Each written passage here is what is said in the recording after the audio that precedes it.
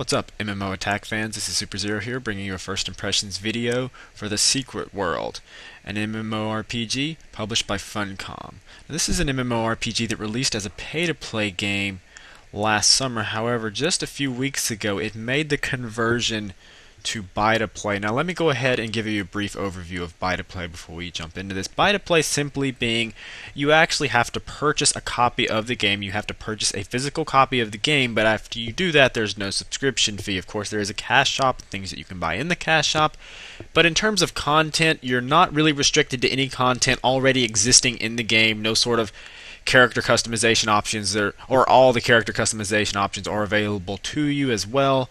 The only difference between this and say a model like Guild Wars 2, which is really where they took this model from, is that any future major content additions like expansions or probably I would say just major content updates, you'll actually have to pay money for those by buying them in the cash shop. But I have to say the transition to buy-to-play has at least initially been a tremendous success for this game. Player activity has boosted about 400% according to Funcom, and Funcom has sold over 700,000 copies of The Secret World just since the free-to-play announcement came out. Anyway, we are looking at the character selection screen. I already have a character created. I've played this game before, but we're going to go ahead and create a new character just for the purposes of this first look. Alright, here's character creation, and as you can see there are three options. You can choose the Illuminati, the Templars, or the Dragon. Basically, these are the three factions of the game. The Secret World does things a little bit different in that instead of the traditional good versus evil faction, there are actually three factions in the Secret World, sort of harkening back to the old Dark Age of Camelot days. It really doesn't matter which one you choose. It's really more of a personal preference, but I think we're going to go ahead and select the Templar. So let's do that. Let's click the one in the middle there to select the Templar. Here's character customization.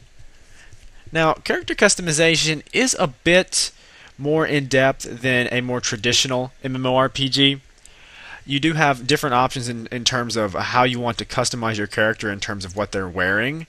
But it's probably not as in-depth as a game like Aeon would be. So, the UI is, at least in my opinion, sort of confusing. But anyway, we can click this, looks like you can click that head button, the button that said head, or maybe you double click it, and you have a number of things in which you can choose. We're not going to focus on all of that. We're just kind of going to go through here and just make ourselves a sample character. But as you can see, as I'm cycling through the different facial options and the different eye styles and nose options and lip options, you can actually make your character look a good bit different. So let's see. Let's go with this jawline. Let's keep the original skin color. And we're going to click this drop down box and we're going to talk about some hair and makeup here. Hairstyle, there's a number of different hairstyles which you can pick from. No, I don't like that one too much. Let's just go. Of course, I don't want to spend all day on the character customization options, although you probably could if you were really into that sort of thing. Let's go with, yeah, that's okay. Let's go with that. Let's see. Different hair colors. You can be red hair, blue hair, because as we know, blue hair is a pretty common hairstyle. Purple hair, which really looks more pink or red in my opinion. Green hair, but we can go to some more traditional hairstyles over here on the left, and we'll just stick with traditional brown.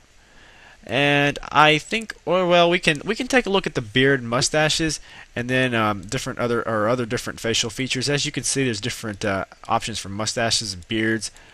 Let's go with let's go with the full goatee, and let's see what kind of different facial features. We got some freckles, some eyeliner, goth makeup. Looks ridiculous on my character. 5 o'clock shadow.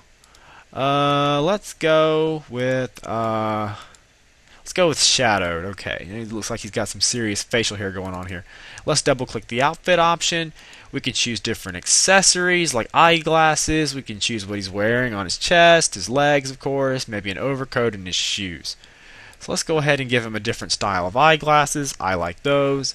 You don't have to give him eyeglasses if you don't want to, but I kind of wanted to, so I kept them. There's different shirts you can choose from. There's some flannel shirts, some other collared shirts with pockets, some regular old t-shirts. and some tank tops. Let's see. Let's just go with just a regular T-shirt, and we're going to look at some coats. It's a wide variety of coats once again. You have something resembling more of like an aviator's jacket, sort of a camo jacket. And well, I'll tell you what. Let's go with I like that. Let's go with the red sports jacket. And let's see what kind of pants we want. Looks like he's wearing some kind of windsuit pants right now, but of course we can choose slacks, we can choose blue jeans, cargo pants. I kind of like, I was going to say blue jeans, but I kind of like that, so we're going to stick with that. And pretty much, well, let's go ahead and let's see what kind of shoe options we have. Okay, we have just regular, looks like we have some Converses we can pick from, some regular tennis shoes, just different sorts of things. Let's stick with those shoes. And okay, let's go ahead and create the name. This game does things a little bit differently. You can create first name, a nickname, and a last name. Now, your nickname, of course, is going to be basically your call sign to other players within the game world. So, with that being said, let's just go ahead and is it gonna? Can I randomize my name? No, I can't randomize my name. So anyway, let's just go ahead and put in a bunch of characters here. We don't really care what we call ourselves. We just hope that we can actually play with a name like this, and yes, we can. So while the game's loading up, I'm going to pick back up the game. Okay, we are officially into the game now. I'm skipping all the loading screens. Not that they're unbearably long, but they are slightly long for a game like this. And as you can see, what we're looking at here is a cutscene, and I'm probably going to skip through this eventually. But this game actually very similar to Star Wars: The Old Republic in terms of you follow a central storyline throughout the entire time you're playing the game. So as you progress, your storyline and the locations in which you go to complete your story more or less dictate the flow of the game, dictate where you go when you get a certain strength. And here's a good jumping off point. This game is definitely a theme park MMORPG. Theme park MMORPG meaning that it's linear in terms of you go from one area to another fighting progressively stronger monsters. There's really not a whole lot to do in the game other than combat, maybe some crafting here and there, but it's mostly just you're going to complete quests, you're going to get rewards, and so on. But I tell you, it does things a little bit differently than more traditional theme park MMORPGs, and we'll talk about those as we go along. And right now we are about halfway through this loading screen. Actually, I guess I could have cut this out like I said I was going to, but I was sort of in the middle of an explanation there. So we're just going to go ahead and wait. But I will say that one thing this game does a little bit different is just in the overall structure of the quests. And you'll see that as we pick up a quest, and you'll see that the NPC, sometimes they have a number of different quests in which you can take, but you're not actually meant to take all of them, at least not all of them in one single playthrough. So we're going to go ahead and skip this cutscene, and okay, here we go. And we're in the game now, and it's going to give me a little bit of a tutorial. The default movement keys are W, A, S, and D, and to move the camera, blah, blah, blah. Very, very much standard stuff. The user interface is a bit different than what we're used to, but it's still fairly standard. I mean, you have your mini-map on the top right, and then you can't see it because I don't really have any skills right now, but your hotbar is going to be on the bottom middle there, and of course you have your chat window. But let me do something. Let me mouse over to the quest tracker. You see it says London calling, go to the tube station. Well, we're going to do that, but let me mouse over to the quest tracker and take a look at this. I don't know if you can see this, but basically you have a slot for a dungeon mission, a main mission, and 3 side missions. Well, like I was saying, the way these quests work is your overall pace is going to be dictated by your story mission, which is that mission that you really can't get rid of, to my knowledge. And then you can pick up a dungeon mission, of course, but you also have a main mission. And a lot of times you'll go up to an NPC and you'll talk to this guy here, say for example, and he'll have like a little red icon. Well, you click the red icon to accept a main story or a main mission. And basically that will be a quest. Well, let me say, he'll have more than one, but you only have to pick one because each quest is like a self-contained story. There's actually probably 3 or 4, maybe 5 different quests all built up into that one quest. So you're not just going to a location and doing quest after quest after quest. You're more so just going to a location, picking up one story quest, and then in the process of completing it, you might notice something laying on the ground or something you can click, and then you click that and it brings up another quest which you can complete. So the questing in the secret world is supposedly it's done this way to seem a little bit more organic. Now, between you and me, I'm not sure if organic is what I would consider it to be. Personally, I find it to be a little bit confusing, and that you're never really quite sure how I always feel like I'm not sure if I'm level appropriate for like a certain area that I'm in. I'm not quite sure if I think, well, maybe I should have done this quest, or maybe I shouldn't have done this quest. And the secret world, another unique aspect of the game, it has no levels. Yes, it has no levels. It just has a skill tree, and every time you kill something and every time you complete a quest, you get AP, and basically you use AP then to put points in a skill tree. And if I can remember offhand which button actually brings it up, well, if you press P, you can see the PvP window, and I'm having trouble remembering that right now. It'll probably tell me here in just a second, so we're going to go ahead and play. And like you said, we can talk to Mei Ling here, who's got a story mission, so we're just going to click this little blue icon, and we're going to go ahead and click accept. Arm yourself with the shotgun. So there's a shotgun lying on the ground. It says to press U to pick it up. So now I've got the shotgun, and I've also got a hotbar now. There's 7 skills in my hotbar. This game really, it limits you in the number of hotbars and skills in which you can pick. Let's see, interactable items are marked with a yellow outline. Right click to use them. Yeah. So basically it looks like I'm just going to have to stand around and wait for a second, and then this gate is going to open, and we might see some combat. It's been a while since I played this. I played this game during launch. I didn't stick around very long. It's really not my cup of tea personally, but it is a very, very high quality game. And looks like there's going to be some guys jumping out of here already. So we can go ahead and attack. We have 2 basic attacks right now. Pump action, shotgun attack that deals a moderate amount of damage. In a cone in front of you, builds a weapon resource. Powder burn, a single target shotgun strike that deals a moderate amount of damage. Exploits hindered state, builds a weapon resource for each equipped weapon. So it's interesting that they give you 2 builds and not a finisher. You think they would have given you 1 build and 1 finisher, but I am not a game developer. One criticism that this game has, especially when it launched, was its combat system. Not that many people really appreciated the combat system. They all felt it was fairly pedestrian, and yeah, you can just sort of see their complaints. I'm not gonna thoroughly judge the validity of their statements, but you can sort of see why everybody would have a problem with that, with the combat, because basically you are just pressing buttons until you get a certain amount of combo points built up, and then you're unleashing your finisher. It kind of reminds me of Rift, which strangely Rift kind of gets a pass on that, but this game got drilled.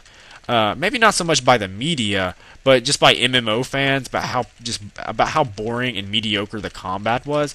Of course, you have to keep in mind that this game released sort of in the shadow of Guild Wars 2, and everybody was talking about, this revolutionary combat from ArenaNet and how it was just going to completely change MMORPGs. Well, short story, it really didn't change MMORPGs, but at the time, everyone was looking at these traditional MMOs, these traditional combat systems, because you also have to keep in mind that another game that was released fairly soon before this game was Terra Online. Terra Online having a completely different combat system than what we're used to, with more real-time hack-and-slash sort of combat. And I'm getting my tail kicked here. This game, it is a little bit more challenging. And I'm not just saying that because you might think I'm just bad at the game. It really is. In a lot of ways, it's more challenging than a World of Warcraft or maybe a Lord of the Rings or a Rift. And it is so because well, first of all, it's the tutorial and I'm actually taking damage, as you can see. And second of all, it's just the skill system in general. You really have to do some research in terms of how you want to build your character. Yes, there are pre-mades available, but as we all know, pre-mades are never usually as strong as completely customized characters. Alright, this thing says, well, that little thing there, that tooltip, which the tooltips, they ought to stay on screen until you click off of them. But that tooltip was basically just telling me that, hey, I have a finisher now. Out for a kill. Let's see. A single target shotgun attack that deals a large amount of damage. Oh, really? Consumes all shotgun resources. Well, if you couldn't have figured that out. Let's go up here. Let's go up these, looks like these steps. Are they following me? No, I don't think so. Where am I going? Am I even going in the right direction? Did I get turned around? Tell me I didn't get turned around. Did I? Oh, I think I did. Oh, I guess, I thought I was just following my friends, but they led me in the wrong direction. Yes, it's all their fault. It's all their fault. They didn't tell me where to go, so I thought I was supposed to go this one place, but apparently not. So it's all their fault. Looks like we just have to go down here. Yeah, as you can see, the game pretty much tells you exactly where to go. Oh God, you just follow the little waypoint on your screen, and you pretty much end up exactly where you're supposed to be. I gotta stay relatively close to this guy because shotguns, they are a ranged weapon, but they do have a shorter range. And yeah, that finisher is helping out a lot. This guy is gonna go down fairly quick. Yeah, there he goes. He's already down. Okay, so let's run over here. See what trouble we can get ourselves into. Now, I think if I'm not mistaken, we're going to have to go through this little... Yeah, we're going to have to jump up here, go in this train, and do you... Yeah, you do. I think you... Do you click him? Heal the security officer? How do you heal the security officer? Oh, he gave me a healing skill. Okay, so we're going to go heal the security officer, just like he told me to do so. Now this game, graphically, it's a very, very impressive game. It runs off of the Dreamworld engine, which if you know anything about Funcom MMOs, Anarchy Online, Funcom's flagship, well, I don't want to say flagship, but their original MMORPG ran off the Dreamworld engine. Age of Conan ran off a modified Dreamworld engine. And it's probably one of the most technically impressive graphics engines for an MMO. I mean, the secret... or Age of Conan was considered to be, when it launched, one of, if not the absolute best looking MMORPG on the market. And I gotta tell you, if the Secret World is not the best not the best looking MMORPG on the market, it's pretty close.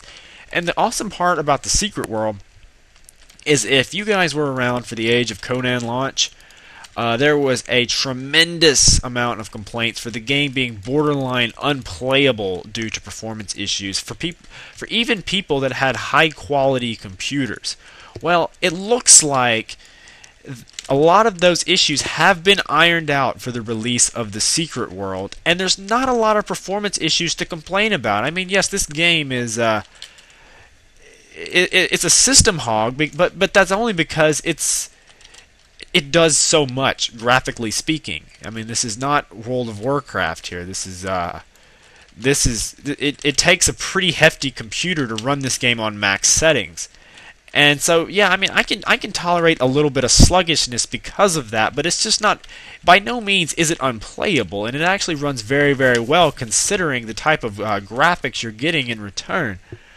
Let's see, fight your way through the gate. So it looks like they're going to respawn. I need to heal myself, so I'm going to go ahead and click my healing ability.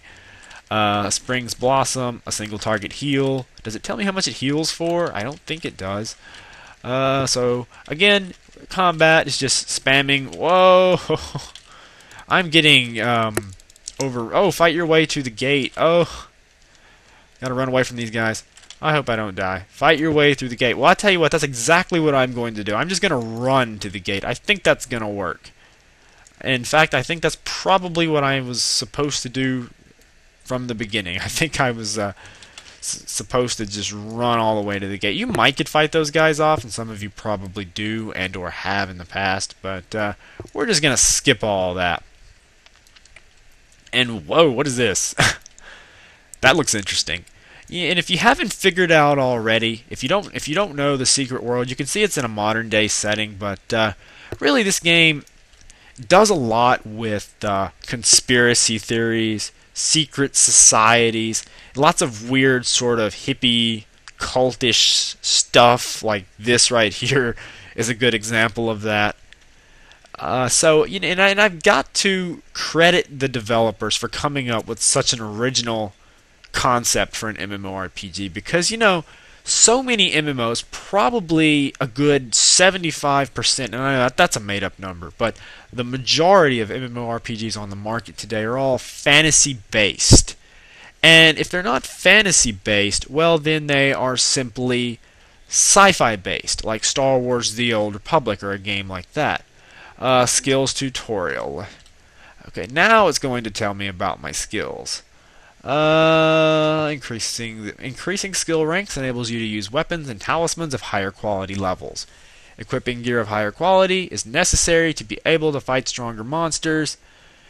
You increase skill rank in a specific weapon or talisman type by purchasing ranks in one of its associated skill feats. Each of these feats grants you passive abilities that will automatically be applied to your character as long as a weapon of that type is equipped. Do I have any points to spend? No, I don't. Ability wheel. See, this is what I was talking about. Ability wheel. This is how you spend your points, and this is how you customize your character. Now, if you don't have a good idea of how to fully customize your character, you can pick from a number of decks. Decks function in this game, I guess you could say, similarly to classes. And as you can see, whenever you select a deck, it talks about weapon requirements, active and passive abilities, and these little numbers by the skill wheel helps you decide, of course, how, when, and where, of course, you want to distribute your points. So we're going to close out of this window, and now we're going to see where it tells me to go. Let's see. Go to Red Cross Circus. It looks like it's to the north of me, but if I don't know where that is, I can press the M key to open up my map. The map is sort of,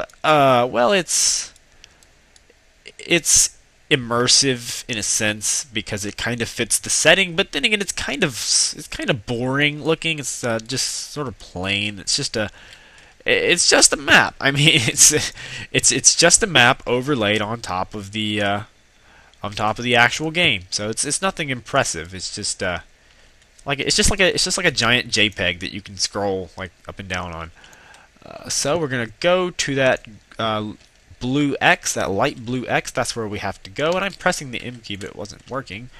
Well. Let's see. What is this? Use lore. Okay, let's click this. Let's press the U key. Inspecting. Blah blah blah. It says all these things that go by so fast. Let's see. So lore. What is that? Is that like a sort of like a collection thing? I don't know if how many of you have ever played EverQuest 2 where they have like the collection quests? I would assume it's kind of like that. I don't know.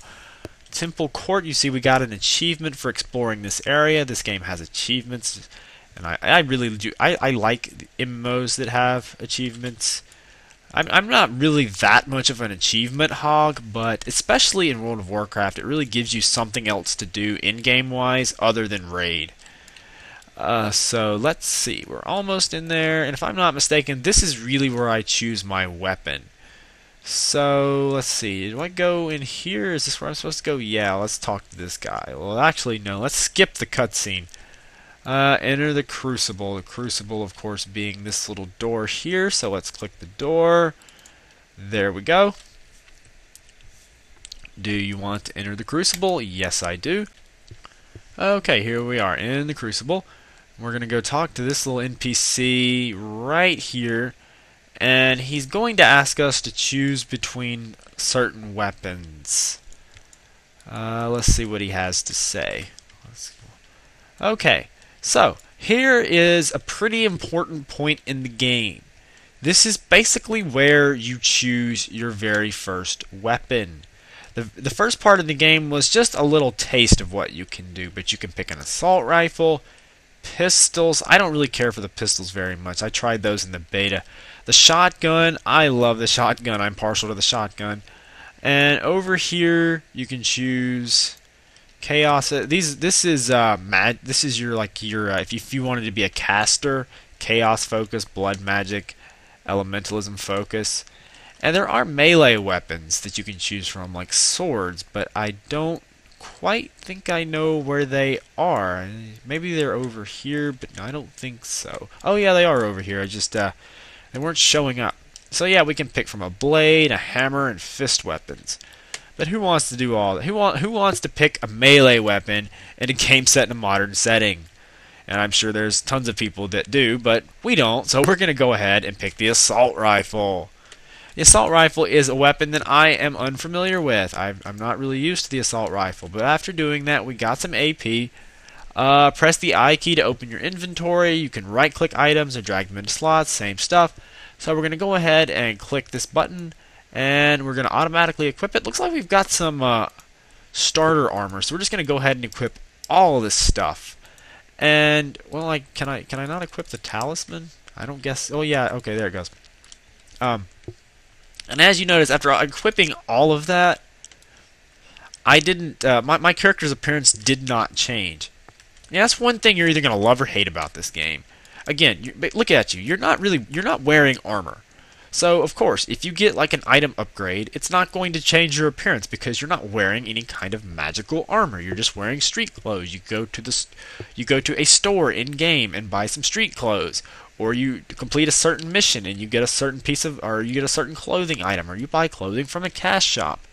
And again, while you can't customize your character pretty much every time you get a quest item or a reward, you can customize your character to a much greater degree, and that you can mix and match a lot more different types of clothing that you can wear. Use safety off on a practice demon. Safety off. Okay. Safety off. A single target assault rifle burst that deals a moderate amount of damage over multiple shots. Builds a weapon resource for each equipped weapon. Okay, so we're going to go ahead and press 1 and see what kind of damage we can do. And again, it's just your standard build, and then use your finisher. We got some AP. Let's go ahead and click the AP and see what we can do. We're gonna click out of that tutorial video. Let's find a deck that uses the assault rifle. Let's take a look at these starter decks at first. Starter decks, I guess by their very nature, I'm going to assume are recommended for new players. So let's go ahead and let's go ahead and pick the soldier, or what did that say? Commando. I can't remember. Oh yeah, commando. Let's go ahead and pick the commando, and we're just going to get a skill by. Okay, we got a passive skill. Whenever you set hindered state, your next attack cannot be evaded. We're gonna keep the assault rifle, especially since we just put another point in it. But okay, let's distribute our SP first. You click this, and these are skill points. Basically, this just determines your skills in a certain weapon. Your proficiency, or in other words, your proficiency in a certain weapon. Let's go ahead and put some in the assault rifle. So we did damage, and you can put more points if you want to be more of a healer. Of course, instead of damage, you're going to put points in healing. Oh wait, no, pick up the phone from the table. So let's pick up the phone. There we go. And return to so-and-so's office. So that's what we're going to do. Kind of wish I could move a little faster right now, but I think I'm alright.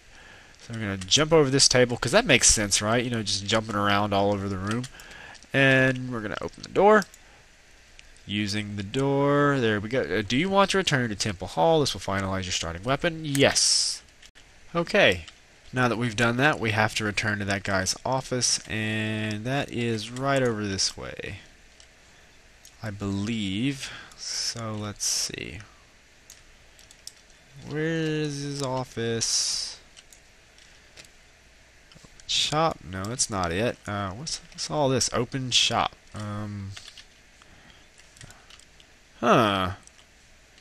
Selling a bunch of stuff, but let's not go with that. Where's... I feel kind of silly that I can't find that guy's office anymore, but I really can't find it. It doesn't even have a exit the crucible and return to his office. It doesn't even tell me where. Maybe this is it right over here in this area. So let's go in here once again. Yeah, this is it right here. I kind of wish it would tell me where it is, because I got turned around there for a second. Skip this cutscene. Go to Earldwick Station, which is over that way, sort of to the left of me, and let's hope I can figure out how to get out of here, but I think I did. So we're going to walk out of here and go to the station. And I have a feeling it's going to take me to the first adventure area. This game, if I had to pick out a complaint, it doesn't really feel like a cohesive world. And that is because I think in part it takes place in a familiar setting. It takes place in modern day. Planet Earth.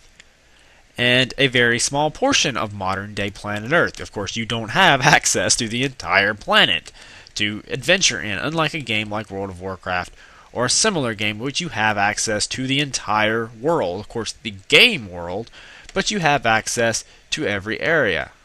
Well, in this, you kind of go from a series of towns or a series of locations that aren't even always directly connected to one another, and it just sort of feels disjointed.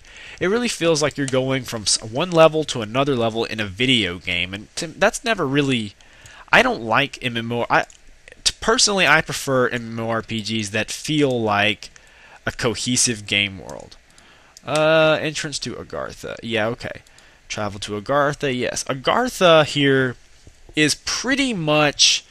If I had to say, Agartha is pretty much like your fast travel, if there is such a thing. It's sort of a hub network that you go to, and you travel to all these different portals which are located further and further down these little routes in which you're going to walk across. And that's how you get to all these different places which are located all across the game world. So we're going to skip this cutscene, and as you can see here, there's tons of players running around, and they all, of course, just as a testament to the game's character customization options. Again, I mean, take a look at that. There's really not a lot of clones running around like you would find in other MMORPGs. Everyone looks fairly distinct and fairly different. So we're going to run all the way down here. Tell me, do I have to go that far? Actually, no, you don't, because you're going to run into that little portal thingy there. I don't know if that's not really a portal. You're going to run into that little thing there, and it's going to speed you up, and you're automatically going to be placed right where you need to be. So we're going to go through this portal, and we're going to enter Kingsmouth Town. Kingsmouth Town is really the first sort of adventuring area in which you will encounter, and here you'll see what I've quests and how they're sort of structured. And the idea here is that you can go to one area and do completely different quests one day than you would do on a different day, so there's more replay value. I'm not really sure if it works out as well as intended, but it's something different. So credit Funcom for trying something different in a genre that definitely needs some originality. I got another SP point, so I'm going to go ahead and... Well, I can't do that right now, so we're not going to worry about it. Let's see. You're going to go down here, and there's going to be this little cowboy at a campsite, and he's going to give us our first side mission. Let's talk to him, or the first main mission. And it says normal. This game, even though there are no levels, you're dictated by, of course, your items that you get and the stats that you have and the quality level of the item. Right now, my quality level is pretty low. So it says the very first quest in the game is normal. Now, if I were to skip this quest and go a little bit further, it would say everything was hard, challenging, or impossible. But if I complete enough of these, and if I complete them in order, and again, this is where I said it was fairly similar to standard MMO, is I'm going to have enough gear to where I don't have to just run around and try to find XP. I can actually just progress from area to area in a linear fashion. So, kill zombies around the area. So we're going to jump on this car. That's the best way to attract zombies, because you can't hear it because I have the volume turned off. But it basically just sets off a car alarm, and you can do this all over this map, and I'd say probably in other maps as well to set off lots of zombies. We got half of them killed already. The other half are about to die fairly soon. There they go. Jump on cars, trigger alarms. So it looks like we're going to have to do this again, but we're going to have to do it further on down. There's another zombie here. Maybe they're not going to attack me. They're not immediately hostile, it doesn't look like. So we're going to jump all the way over here and jump on this car. Jump on this car. Kill zombies alerted by the car alarm. Once again. Yeah, and like I said, as you can see, your objectives change depending on what you do when you complete the quest. It's not just one quest and then you go back to the NPC and you get another one. Your objectives change, and so they're really each quest is probably like 3 or 4 different quests. Ignite gas cans and draw zombies into the fire. Now this is kind of cool. Basically, all you have to do is, like it says, you have to ignite the gas can and then just have a bunch of zombies run across it. So we're going to jump on this car again to spawn some more zombies, and then we're just going to have all the zombies here run across the fire. And it really doesn't kill them right away, so you still have to attack them. But as you can see, I got 6 right there. That was very, very easy to do. They make it very, very easy for you, at least initially. So again, we're going to put some more bullets into these zombies. These guys can take a punch. And we got that done. So examine half-eaten corpse, which is about 70 or so meters away. So we're going to run over there to the half-eaten corpse. And again, this area is fairly gloomy. It has a lot of bloom. They certainly love their bloom and their fog in this game. Oh wait, no, I didn't need to do that. Whoa, that actually looked like it hurt a lot more than it did. So we still have to go about 10 meters before we get to the half-eaten corpse. And oh yeah, take a look at this. You see that? You click that, and it offers you another quest. But this is a side mission. You can have up to 3 of them. This is what I was talking about. You're going to find things out in the game world while you're doing your other quests that are going to allow you, and that's how, well, let me just say that's how you get experience. And can I not accept, okay, there we go. For some reason it wasn't letting me click that earlier. Let's see, bullets for Andy. What do I do? Do I even know what I do here? Use ammo. Let's see. Let's click this. Grab ammo from the pickup. Looks like, yeah, we're pretty much done for now. So let's find that half-eaten corpse wherever it is. And I'm getting ambushed by zombies, but we're gonna take care of them much in the same fashion. And we've pretty much got these guys all down. So, okay. About 3 more, and they're gone. Okay, so let's see. Where do we gotta go? Over here, I think. Yeah, we have to kill off these guys that are kind of eating on our corpse. So we're gonna do that real quick. So we gotta take care of about 4 of them. I killed 1, so that makes 3. One's about to die. 2, and we only have 1 left. And there we go. So let's click on the half-eaten corpse, which I think is going to spawn another monster. Yeah, there we go. The corpse gorger. that looks a lot like those guys I was fighting earlier in the tutorial. So we're gonna take care of these guys, and he goes down pretty quick. Once again, and jump. They added a feature in one of the betas where you double tap WAS or D, and then you can do a bit of you can do sort of a dodge ability. They didn't originally have that. That's just another sort of knee-jerk reaction they had to the release of Guild Wars 2. So we're gonna go to the camp here, and this is what I was talking about, more of a quest hub type area. This is more of a quest hub type area, but again, let me say, you don't have to do all the quests in a certain area. You only have to do one main mission, and then you have to do certain side missions that you find on your way to the main mission. So we completed that one quest. We don't have to go back to the NPC. We can just use our little cell phone and call the guy, because again, this is set in modern times. So we're going to upgrade our weapon. We got a weapon for our quest reward. So now that we've done that, now we can go turn in our side mission. So we got to find Deputy Andy, who, well, looks like that wasn't very difficult. So there we go. We completed that. Doesn't look like I got anything for that, but basically we can talk to her. There's a number of different things we can do here, but really think I'm about to run out of time. So I tell you what, if you like this video, please feel free to rate, comment, or subscribe. And if you want to see more videos like this, head on over to MMOattack.com for more MMO gaming news, reviews, opinions, giveaways, and other general awesomeness. Until next time, this is SuperZero signing off.